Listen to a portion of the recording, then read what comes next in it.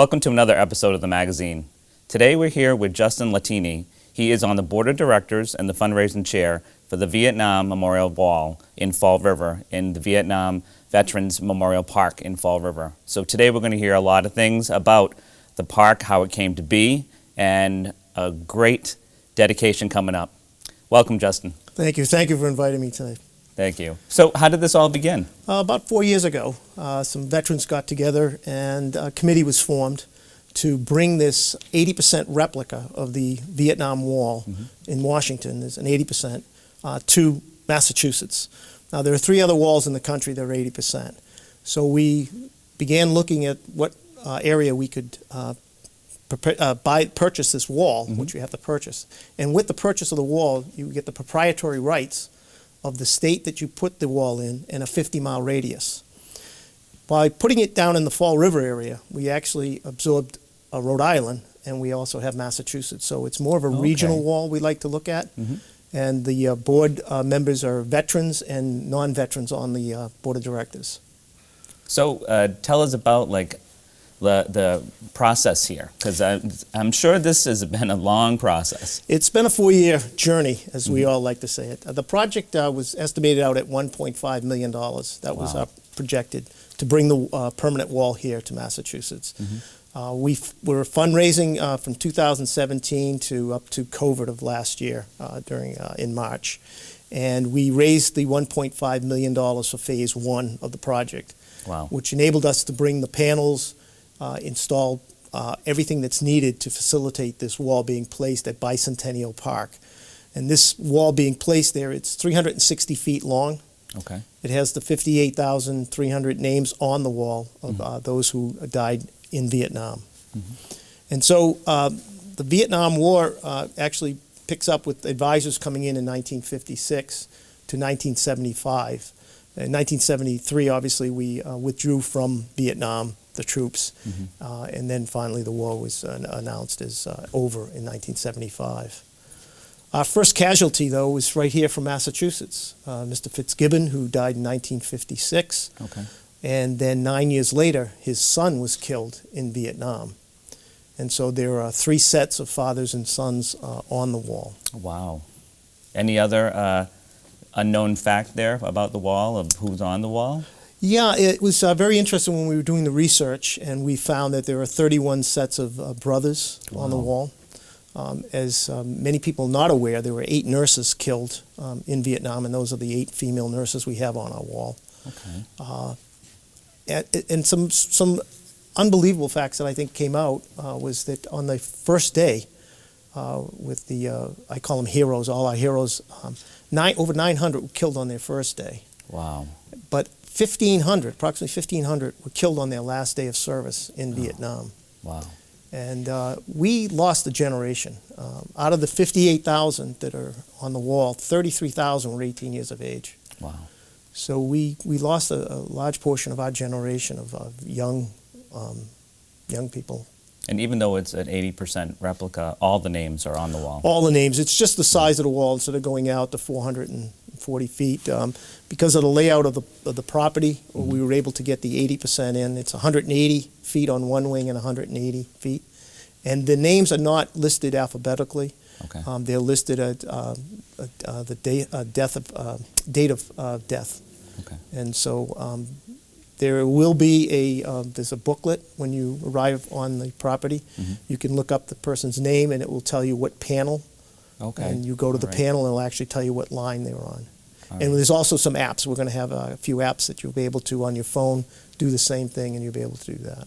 Excellent. Can you kind of go over that Vietnam Veterans Memorial Wall picture and kind of explain what is there? Sure. So people, when they Bicentennial Park is located on the river in Fall River. It's 1.1 miles north of Battleship Cove, so if everyone knows where the battleship is. Yes. There's actually a walkway that connects the battleship to Bicentennial Park. Oh, wow. It's a beautiful walk along the water.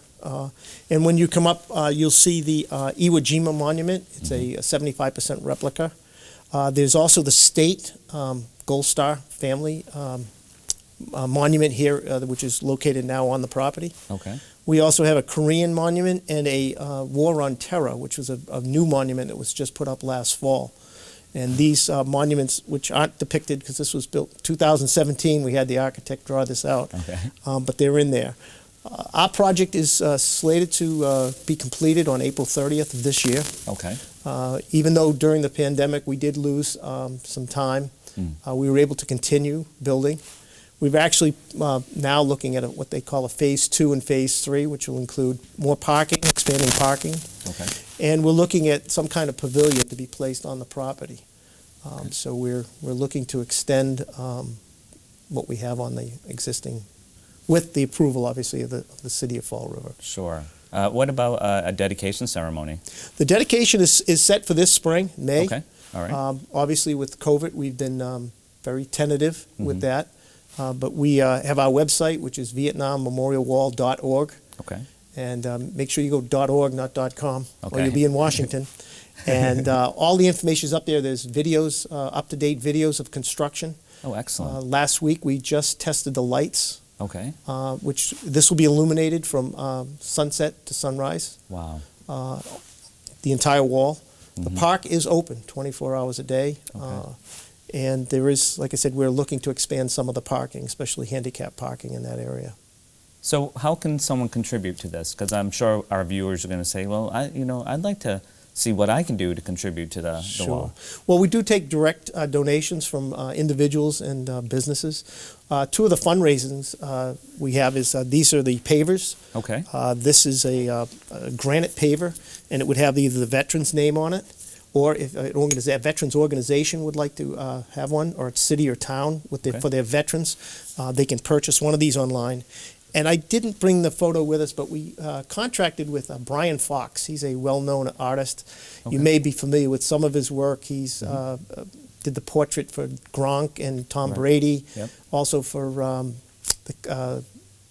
the Patriots. Okay. So he's done, and I think Steven Tyler, he has done some work. So Oh, wow. he's a pretty famous guy, and he's a great artist. So we had him, commissioned him to do a portrait for us, and it's called Forgotten Heroes. Okay. And you'll be able to purchase, it's a limited number of prints, and those can be purchased also online. Okay. And at the dedication, I know Brian will be there. He was there for the groundbreaking. Excellent. And it's something that, as a veteran or a veteran's family, it's something that you may want to be able to purchase and pass on to grandchildren and so forth. I do believe our veterans agent here, Brad Fish from town of Fairhaven, has requested, and Fairhaven has purchased a paver. Yes, Fairhaven was one of the towns that came in and purchased a paver. And these, again, will be placed along the wall on the outside of the walkway. And these are there for forever, so that family members or town members coming through will be able to see the Fairhaven veterans. Pavers, I like to call them memorial pavers, some people call them bricks. They're made out of granite, they're highly polished, and we're pretty excited to have veterans and family members who have purchased them. Sure. And they don't also have to be for Vietnam veterans. Any veteran who served can have a paver placed. And what is the cost of a paver? For individuals, they're $150, and for organizations, cities and towns, they're $250, and those will be in gold, and the individuals are in silver. Okay. And it's one way for us to continue to raise money. We are looking as the committee, we are going to continue to provide maintenance on the wall, because we have found that after building this amazing monument, that we want to make sure that the upkeep with cleaning is taken. And if there's some kind of error, or if there's something on the wall that there's a mark, we can replace the panels. The panels are replaceable. Okay. If we have to. So any veteran, a brick can be made for any veteran? Then? Any veteran. Well, I'm going to tell you that I'm going to be purchasing one for my father, in memory of my father who served in World War II. Oh, that'd be great. Paul Murphy. So I will be nice. purchasing a brick for in memory of my dad. Great. Yeah, I have one with my dad and I. I did one for my dad, so it's kind of a nice tribute. It's a very nice tribute for a family that they can do for them. Yeah, and I think that family members will go down there and not only see their bricks on the wall, but also, a lot of people don't have the opportunity to go to Washington, D.C. So this will bring Washington, D.C. here to Fall River, Massachusetts, which is just, minutes away from Fairhaven. Oh, absolutely. So, And one of the reasons why I was involved in the project was I've been to the wall down in Washington, D.C., and I'm a younger veteran. Well, I call myself younger, with my age group. Yes. And I found it very difficult to navigate to get to see the Vietnam Memorial there. There's a lot of walking. There's nothing. Parking's not right around the corner. Right. And so when I first got involved with this project, I talked about all the veterans who have handicap issues, travel issues, and this is a great opportunity from even the western part of the state. It's a 3-hour ride from the western part of the state to come down and not only see the wall, but to get to see Battleship Cove and the other monuments that are located at the park. So it's a destination, and I had said earlier, it's a regional destination. That's how we're looking at this for the folks in this South Coast area. So it's accessible then, the wall is accessible if you're in a wheelchair? Yes. Yeah, we have handicap parking in 2 locations of the park. Okay. And again, where the park is open 24 hours a day, a lot of the veterans I know, and I know when they have the traveling wall, a lot of the veterans will come in the evening when there's not as many people. They like to come, and that's why the wall has been called a healing wall for a lot of the combat veterans. And educational. Oh, yeah, we have Dr. Sprague, is the former president of BCC, is on the board. Excellent. And Jack has been great at trying to get the education of not only having veterans tell their story, but for high school and college students to actually go out and interview these veterans so that we have a record of them. Okay. But a lot of veterans may not know that during the war, 10 million served, we're called wartime veterans, served during Vietnam, and 2 million served in country. And so our numbers are dwindling as we saw the W-2 veterans pass on, and Korean veterans. Our numbers are starting to dwindle with age and Agent Orange for those who served in country, diabetes. I know my chapter, the local Westport 207 chapter, we lost 2 of our members this past year. So we want to make sure our story is not only told, but there's a record of it, and how better than to have a wall with the heroes that served with us on that wall. We had the honor of having the traveling wall come to Fairhaven several years ago, and I know that many Fairhaven veterans were instrumental in getting that here to Fairhaven, including Michael Kobza, my cousin. He was one of the many that brought the wall here, and it was just awesome to see that in Cushman Park, and so I know that people miss seeing the wall here in Fairhaven, even though it was just for a short time. So I'm sure that many people from Fairhaven would like to go to Fall River to see this great work that you've done.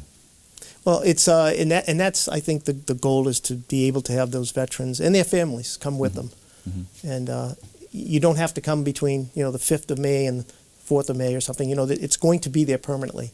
Yes. So that they'll be able to come down or plan that with maybe relatives coming from out of state and come to the wall and have that experience. And it's all free. It's all free. We encourage veterans to bring families. We were going to, like I said, we're trying to make it as easy as possible. That's why the phase 2 is to bring in more parking in that area. It's like I said, if you can walk, it's a beautiful walk, especially summertime coming up along the river. It's got that cool breeze, and it's a great location. It's between Providence to the Cape. Those traveling, coming up 95 or coming down from the going out to the Cape, I-95 is the route they're going to have to come by, and it's a great location for this wall. So you think will have a very positive impact on the area? We actually had an impact study done on projecting on the total number of visitors and the numbers of just going off the wall. And now the T is coming to Fall River, which is actually almost right across the street from the park. Wow. The station, it will be very close by. You can walk from the station. So again, that will enhance those coming to the wall. Excellent. So I noticed that you had left a pin here.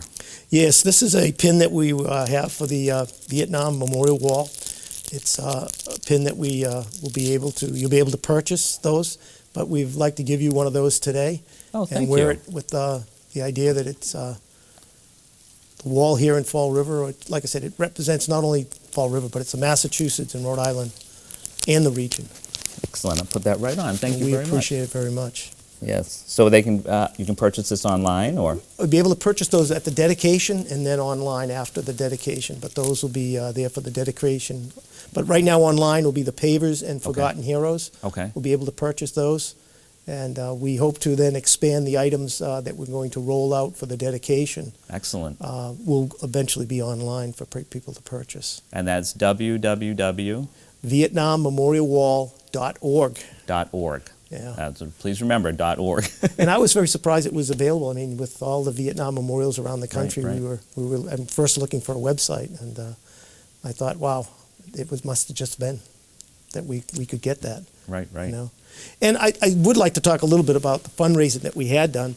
I know Joe Marshall, who's our chairman of the committee, always likes to talk the story about, we did get $50,000 commitments from businesses. Oh, wow. And we got some very large checks from some of the large organizations.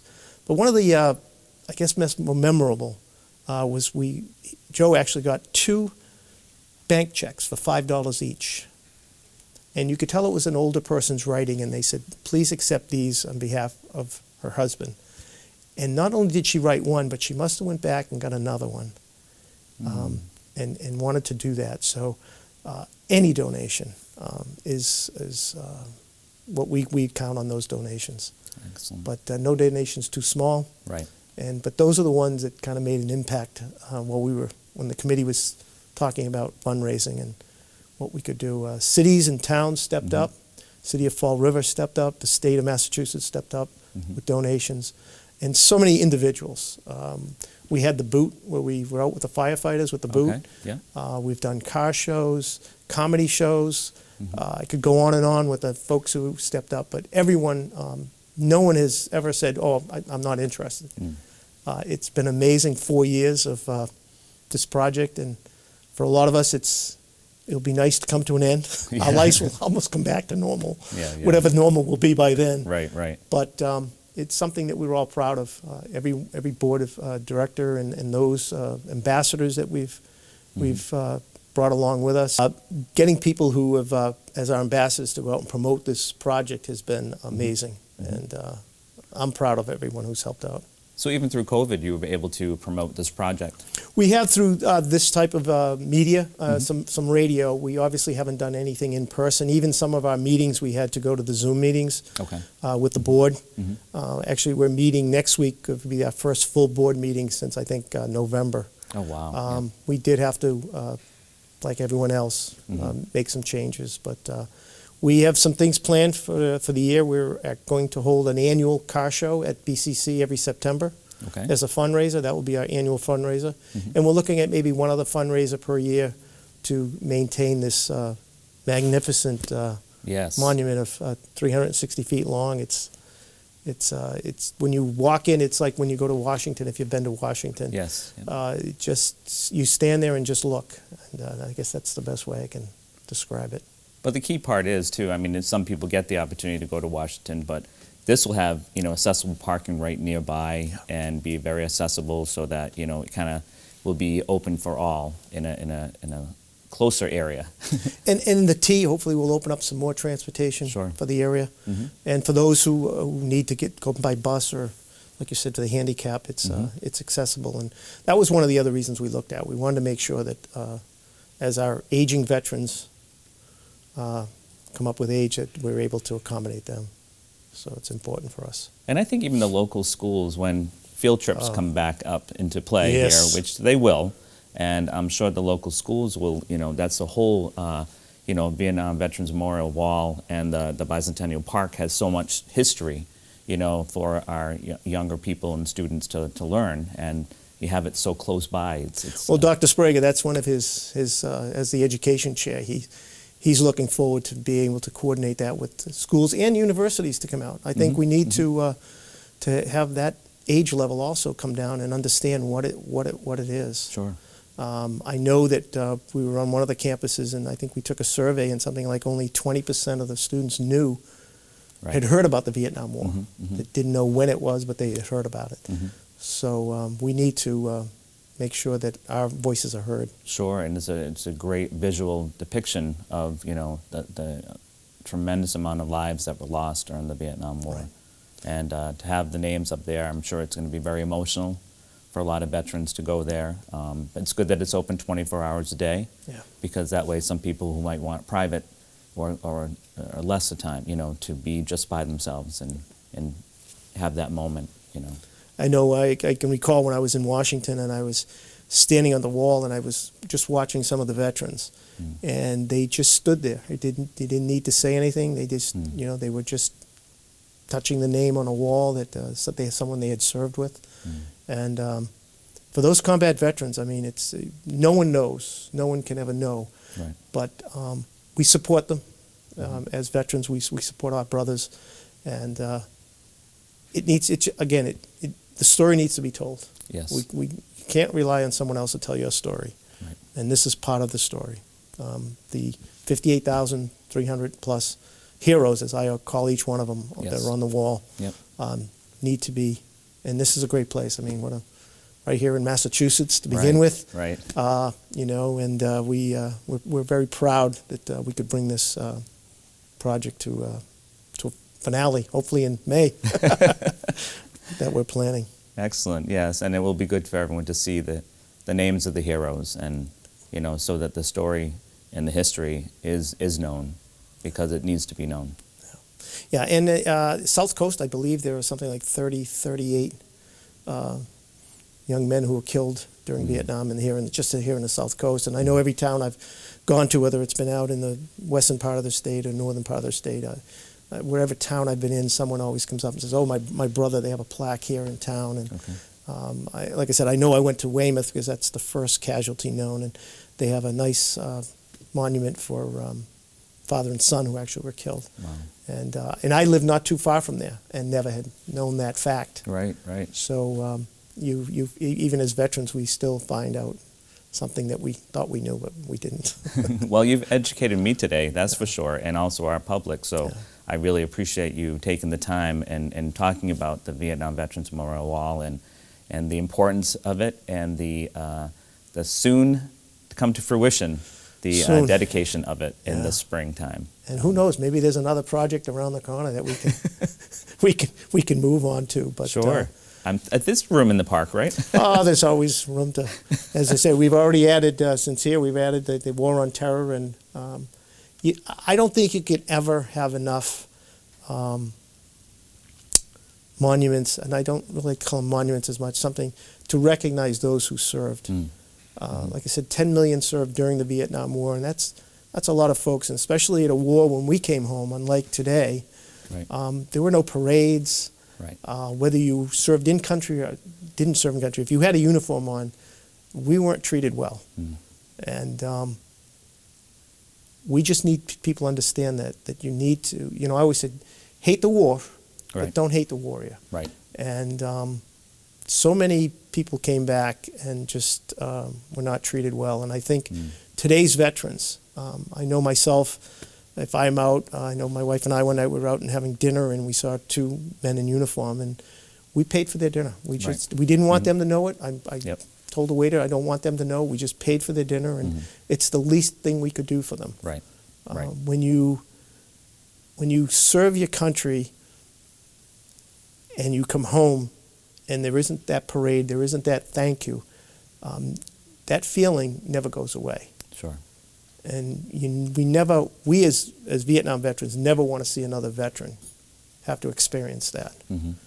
And two things that came out of that war, I think, were important for people also to know, is the POW flag is because of Vietnam veterans. There was no such thing as a POW flag. And post-traumatic syndrome was never talked about. Right. Now, World War I, World War II, Korea, they had them, but no one wanted to talk about them. Yep. And we were the first generation of veterans to begin that process. And I think that has paid a lot of dividends. Yes. It has saved a lot of veterans. Unfortunately, it hasn't saved enough. But there's a process, and it needs to continue to address those needs of veterans. So just if anyone is watching that may have experienced some of that, where can they go as a veteran? Well, again, here's a little thought that you may not be aware of. Every city or town in Massachusetts has a veteran service officer. Okay. We're the only state in the country that does that. Oh. And when I was out speaking out in Arizona and I talked to other veterans, they had to drive 2 to 3 hours to a veteran VA. Okay. And they didn't like the treatment. But in Massachusetts, if you don't have it in your town as a regional one, there's someone within a very short distance. Veteran service officer, you get in touch with them, usually at a town hall, city hall, and they can get you services. They can get you benefits and start the process for you. You don't have to go to the VA to start the process. Start with your local veteran service officer, and they can get the help. And what about a spouse of a? Yeah, spouses also, and also there are hotlines. I don't have them with me, but there are hotlines for veterans. But I would suggest a lot of the veterans to start at your local veteran service officer. Okay. And that is a luxury that a lot of people don't know here in Massachusetts. Mm-hmm. That we have a luxury of having someone that in your town that can help you. That's excellent.